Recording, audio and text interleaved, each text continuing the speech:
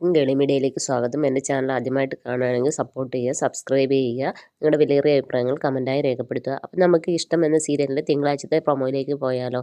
അപ്പോൾ എപ്പിസോഡ് ഇന്നലെ അവസാനിക്കുന്നത് തന്നെ നമ്മുടെ ഇഷിതേനെ കാണാത്ത രീതിയിൽ മഹേഷ് തപ്പിയിട്ടും കാണുന്നില്ല. പക്ഷേ ഇഷിത ശരിക്കും ആ റൂമിലുണ്ടായിരുന്നു. ഇഷിതയെ കാണുന്നുള്ള എന്ന രീതിയിലാണ് നമ്മൾ എപ്പിസോഡ് ലാസ്റ്റ് അവസാനിക്കുന്നത്.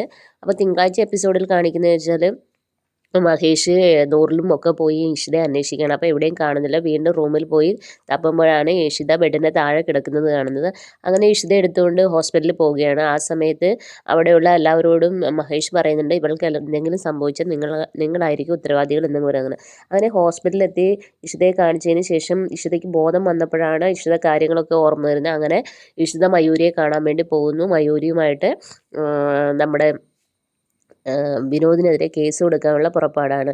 പക്ഷേ അതിൻ്റെ ഇടയിൽ വിനോദ് വേറെ പണിയും ഒപ്പിച്ച് വെച്ചിട്ടുണ്ട്. അത് പക്ഷേ ഇഷിത അറിയുന്നില്ല. ഇഷിതയുടെ കാറിൽ കഞ്ചാവോ സംതിങ് എങ്ങാണ്ട് വയ്ക്കുകയാണ് ഇഷിതയെ കൊടുക്കാൻ വേണ്ടിയിട്ട്. ഇതൊന്നും അറിയാതെയാണ് ഇഷിത പോലീസ് സ്റ്റേഷനിൽ ചെല്ലുന്നത്.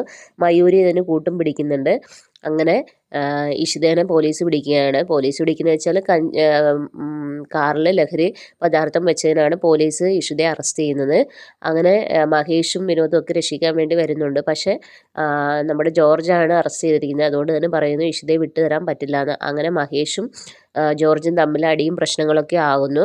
അങ്ങനെ രസകരമായ എപ്പിസോഡിലൂടെയാണ് നമ്മുടെ തിങ്കളാഴ്ചത്തെ എപ്പിസോഡ് വരുന്നത്. അപ്പോൾ എല്ലാവരും വെയിറ്റ് ചെയ്യുക എപ്പിസോഡിനായി. അപ്പോൾ ഇനി എന്തെങ്കിലും പ്രൊമോ വരുവാണെങ്കിൽ നിങ്ങളുടെ അടുത്തേക്ക് വരുന്നതാണ്. Okay, bye bye, thank you.